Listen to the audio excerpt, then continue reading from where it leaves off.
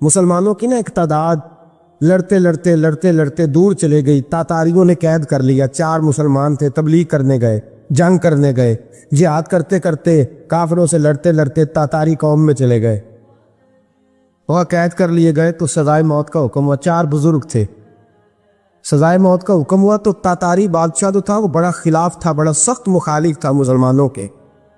اس نے کہا کہ ان کو جب پھانسی دینا نا مسلمانوں کو تو میرے سامنے دینا۔ اب 4 عالم ہیں، 4 صوفی ہیں، سفید داڑیاں، سر پہ امامے۔ پھانسی کا وقت آیا تو جو پھانسی گھاٹ ہے وہ ایک ہے، چاروں کو کٹھے پھانسی نہیں ہو سکتی۔ ایک کو کہا کہ ایک ایک کر کے ان کو پھانسی دو۔ جب پھانسی کا وقت آیا نا تو جو سب سے پیچھے سے ہوئی تھے وہ دوڑ کے آگے آئے، کہنے لگے بادشاہ پہلی باری میری لگا پہلی۔ اب بادشاہ نے کہا ٹھیک ہے اسے لٹکا دو۔ وہ قریب آئے تو دوسرے دوڑ آئے، کہنے لگے نہیں نہیں پہلی باری میں نے زیادہ کافر قتل کیے، میرا بڑا جرم ہے، مجھے پہلے سزا دو۔ ان کو پھانسی دینے لگے تو تیسرے آ گئے، کہنے لگے نہیں یہ تو میرا قتل کرتا تھا، رستے میں بتایا کرتا، ڈھونڈ کے میں بتلاتا تھا کہ یہاں زیادہ تعداد ہے، مجھے پہلے پھانسی دو۔ تیسرے کے ساتھ بات ہو رہی تھی تو چوتھا دوڑا آیا، کہنے لگا یہ رستے بتاتا تھا، یہ تبلیغ کرتا تھا، یہ سارا کچھ کرتا تھا، لیکن کہا یہ کہتے تھے چلو واپس چلتے ہیں، میں جانے نہیں دیتا تھا، میں کہتا تھا اور کافر مارنے اور علاقے فتح کرنے، میرا جرم بڑا ہے، مجھے پہلے پھانسی دو۔ بادشاہ کہنے لگا مجھے 35 سال ہو گئے حکومت کرتے، بڑی دنیا کو پھانسی دی ہے، لوگ تو ایک دوسرے کو دھکے دیتے ہیں کہ پہلے تو جا پہلے تو جا، اور تم کیسی قوم ہو کہ ایک دوسرے پہ قربان ہو رہے ہو۔ کہنے لگا تم ایک باپ کی اولاد ہو، جاگ رہے ہیں آپ لوگ؟ تاتاری بادشاہ، کافر بادشاہ، اسلام کی مخالفت کرنے میں ایک باپ کی اولاد ہو کا نہیں، ایک قبیلے کے رہنے والے ہو کا نہیں، ایک ملک کے رہنے والے ہو نہیں۔ اس نے کہا رشتہ کیا ہے تمہارا، رشتہ کیا ہے؟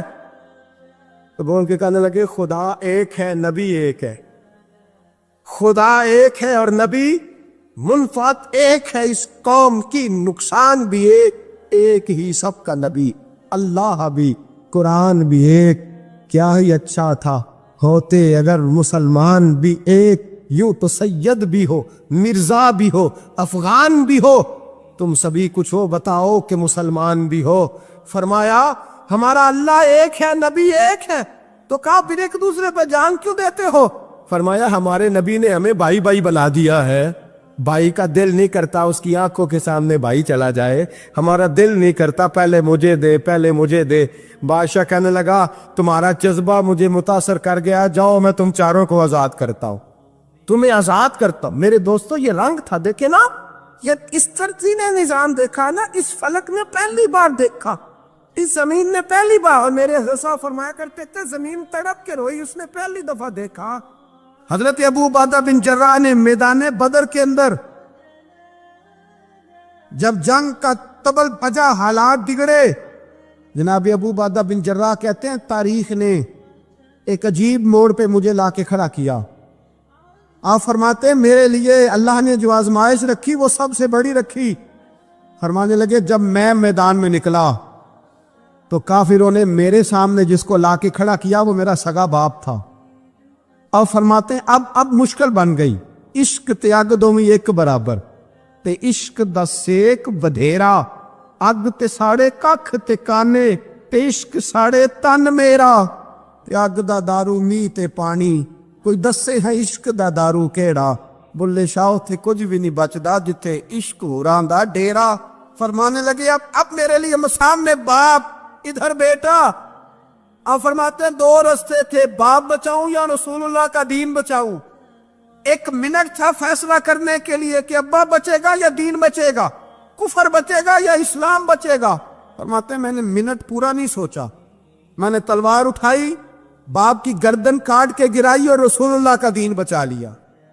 باپ کی گردن کٹ کے گری اور نبی پاک کا دین بچ گیا، بچا لیا رسول اللہ کا دین۔ حضرت عمر نے ماموں کو مارا، حضرت مصعب ابن عمیر کہتے ہیں تاریخ مجھے بھی لا کے کھڑا کرتی ہے بدر کے میدان میں، تو کفر کا لبادہ اوڑھ کے جب سامنے آیا تو وہ میرا سگا بھائی تھا، سگا بھائی۔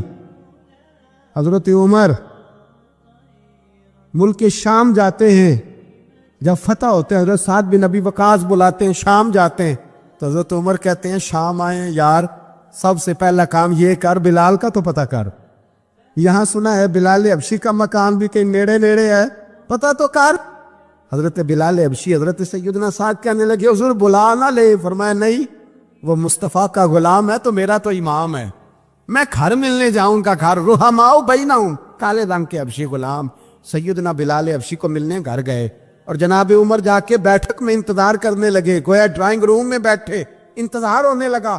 جناب سیدنا بلال آئے تو حضرت عمر اٹھ کے کھڑے ہوئے۔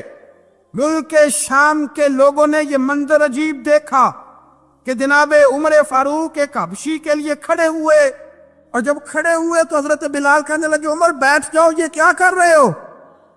حضرت سیدنا عمر رو پڑے، کہنے لگے بلال تو حبشی پہلے تھا، جب سے رسول اللہ کا غلام بنا ہے ساری امت کا امام بن گیا، ساری امت کا تو امام بن گیا ہے جب سے تو نبی پاک صلی اللہ تعالی علیہ وسلم کا غلام بن۔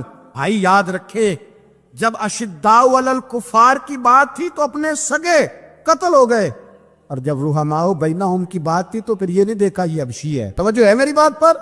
جاگ رہے نا آپ لوگ؟ ادھر دیکھیں، پھر یہ نہیں دیکھا کہ یہ حبشی ہے، یہ رومی ہے، یہ کون ہے، پھر یہ دیکھا کہ یہ رسول اللہ کا غلام ہے صلی اللہ ہو۔ ہمارے ہاں تو نفرتیں پھیل گئی ہو، او بس کرو جی بنگالیوں سے جان چھڑاؤ، او بس کرو جی فلانے سے، او بس کر یار، رہن سہن اپنا اپنا ہوتا ہے، لیکن مسلمان جس طرح کا بھی ہو اس کے ساتھ نفرت کرنے کی اجازت نہیں ہے۔ پہلی بات اشداء علی الکفار، دوسری بات رحماء بین، اب تیسری بات ہے تراہم رکعا سجدا یبتغون فضلا من اللہ ورضوانا۔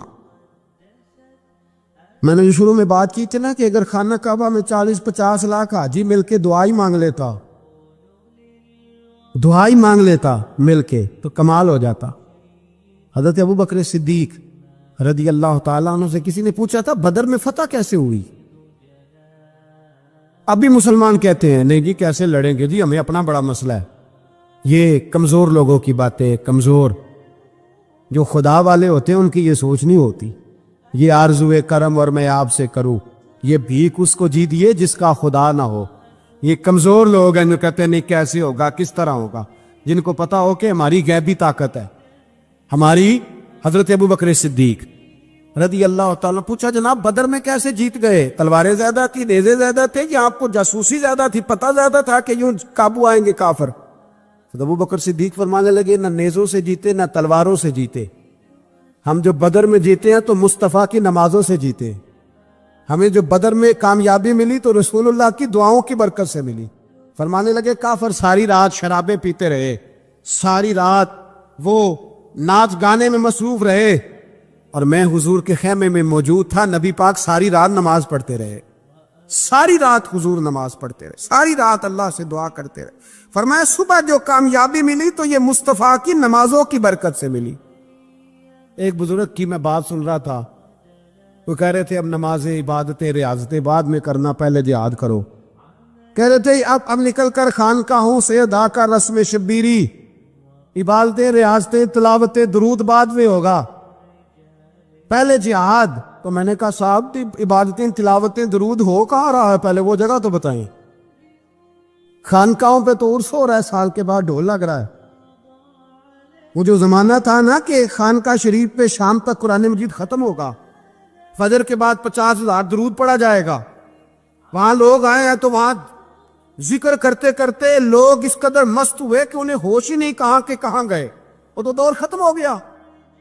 اب کہاں ہے خانقاہ میں؟ اب تو نظر نیاز رہ گئی، ختم شریف رہ گیا، عرس پاک رہ گیا، باقی تو معاملہ ختم ہے۔ وہ کہاں گیا معاملہ سارا؟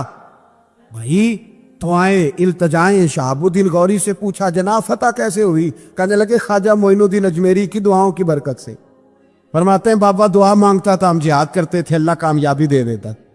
بھائی وہ عبادت، وہ ریاضت، وہ مسلمان جو رات کو اپنے رب کو منا لیا کرتا تھا، وہ اپنی عبادت کے زور پر اللہ تبارک و تعالیٰ کی بارگاہ میں آہو زاری۔ حضور نے فرمایا الدعاء صلاح المومن، دعا مومن کا ہتھیار ہے۔ دعا مومن کا بول کے بتانا ہے، دعا مومن کا۔ فرمایا مومن یہ ہتھیار چلا سکتا ہے، یہ ہتھیار کافر کے پاس موجود حضرت زید بن حارثہ رضی اللہ تعالیٰ عنہ کو نہ پکڑ کے کچھ کافر ان کو پکڑ کے لے گئے تو ایک درخت کے ساتھ باندھ لیا، کہنے لگے تمہیں قتل کریں گے، حضور کے صحابی ہیں رضی اللہ تعالیٰ۔ جب کافر آپ کو قتل کرنے لگا نا تو انہوں نے درخت کے ساتھ اچھی طریقے سے ٹانگیں باندھ لی، ہاتھ باندھ لیے، گردن باندھ لی، کہنے لگا بلا اپنے رب کو۔ تو حضرت زید رضی اللہ تعالیٰ عنہ فرمانے لگے میں تو شہید ہونے کو تیار تھا، لیکن تو نے آزمانے کا پروگرام بنایا تو ٹھیک ہے، میں پھر بلانے لگا ہوں اپنے رب کی مدد کو، اے اللہ مدد فرما۔ اس نے اتنی دیر میں تلوار نیام سے نکال لی، اے اللہ مدد فرما۔ اس نے جب تک دونوں ہاتھوں میں تلوار سونت لی، اے اللہ مدد فرما۔ جب تیسری بار آپ نے یہ کہا تو اس نے تلوار اٹھائی، کہا اللہ مدد فرما۔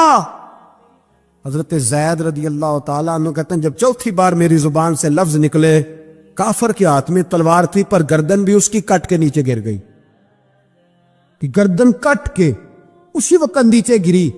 مجھے کسی نے کھولا، نہ مارنے والا نظر آیا، نہ گردن کاٹنے والا نظر آیا، نہ مجھے کھولنے والا۔ تو میں نے کہا آنے والے تو بتا تو سوئی تو کون ہے؟ تو کہنے لگے میں جبریل امین ہوں، میں جبریل امین ہوں، میں جبریل، مجھے دشمنوں نہ چھیڑو، میرا ہے کوئی جہاں میں، مجھے دشمنوں نہ چھیڑو، میرا ہے کوئی جہاں میں ابھی پکار لوں گا، نہیں دور ہے مدینہ۔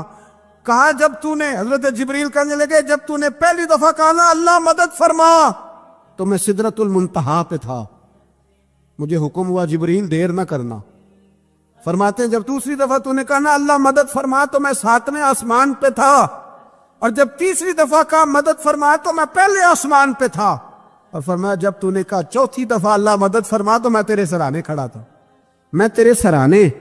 تو بھائی اب تو اجتماعی دعا بھی نہیں رہی ہماری، اب تو یہ والا سوتا بھی، لیکن اکبر الآبادی نے کہا تھا مصیبت میں بھی اب یاد خدا ہم کو نہیں آتی، دعا منہ سے نہ نکلی جیبوں سے عرضیاں نکلی۔ اب بھی ہم کہتے ہیں کریں گے بات، سفیر کو بلائیں گے، ہم نے کہا ہے اس کو تو مان جائے گا وہ آپ کی بات؟ وہ بچے کاٹ رہا ہے تو اس کو گھر بلا رہا ہے۔ ابھی تک ایک اتنا سا سٹینڈ کہ ان کا جو دفتر ہے سفارت خانہ وہ بند کر دیا جائے، اتنی بھی توفیق نہیں ہوئی۔ کہتے ہیں ٹھیک ہے شور شروع ہو رہا ہے، بس چپ کر دیں گے سارے۔ خدا را خواب غفلت سے اٹھو، بیداری حاصل کرو، اور کچھ نہیں ہو سکتا تو کھل کے دعا تو مانگو ان کے لیے دعا تو مانگو۔ اللہ بڑا کریم ہے، وہ جب مدد کرنے پہ آتا ہے تو پھر بڑے بڑے کافروں کے مقابلے میں اپنے بندوں کی مدد فرماتا ہے۔